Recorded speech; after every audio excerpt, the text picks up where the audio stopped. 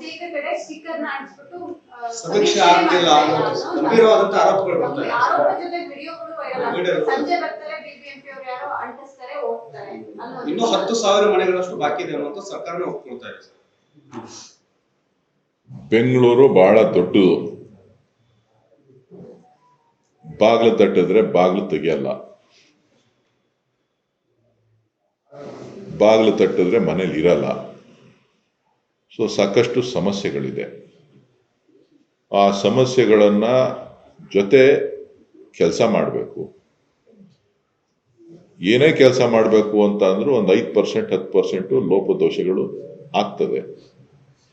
ಅದನ್ನ ಸರಿಪಡಿಸ್ಕೊಂಡು ಸರಿಯಾಗಿ ಮಾಡಬೇಕಾದಂಥದ್ದು ಎಲ್ಲರ ಕರ್ತವ್ಯ.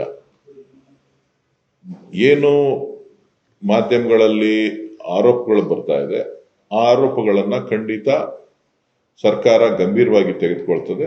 ಅದಕ್ಕೆ ಒಂದು ಆಯೋಗವನ್ನ ರಚನೆ ಮಾಡಿದ್ದಾರೆ. ಆಯೋಗ ಕೂಡ ಅದ್ರ ಹಿಂದೆ ಕೆಲಸ ಮಾಡ್ತಾ ಇರೋದ್ರಿಂದ ಯಾರಿಗೂ ಕೂಡ ಅನ್ಯಾಯ ಆಗಲ್ಲ ಅಂತಕ್ಕಂಥ ಭರವಸೆ ನನಗಿದೆ.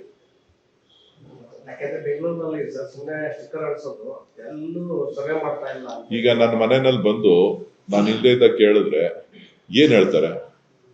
ಈಗ ನಾನು ಇರೋವರೆಗೂ ಜನ ಇರ್ತಾರೆ, ಕೇಳ್ತಾರೆ. ನನ್ನ ಸ್ಟಾಫ್ ಏನ್ ಹೇಳ್ತಾರೆ? ಏನ್ ಹೇಳ್ತಾರೆ? ನೀವೀಗ ಕೆಲ್ಸಕ್ಕೆ ಬಂದ್ಬಿಟ್ಟಿದ್ದೀರಿ, ನೀವು ಗಂಡ ಹೆಂಡತಿ ಇಬ್ರು ಕೆಲ್ಸಕ್ಕೆ ಹೋಯ್ತಾ ಇರ್ತೀರಿ, ಬಾಗ್ಲು ಹೋಗಿ ತಟ್ತಾರೆ, ಏನ್ ಹೇಳ್ತಾರೆ ಅವ್ರು? ಈಗ ಬೆಳಗ್ಗೆ ಅವ್ರು ಸರ್ಕಾರಿ ನೌಕರರು ಬೆಳಗ್ಗೆಯಿಂದ 10 ಗಂಟೆಯಿಂದ ಸಾಯಂಕಾಲ 5 ಗಂಟೆವರೆಗೂ ಅವ್ರು ಕೆಲಸ ಮಾಡ್ತೀವಿ ಅಂತಾರೆ.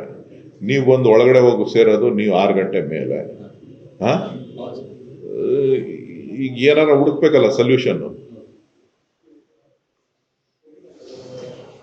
ಬೆಂಗಳೂರಲ್ಲಿ ಬಹುತೇಕರು 50% ಜನ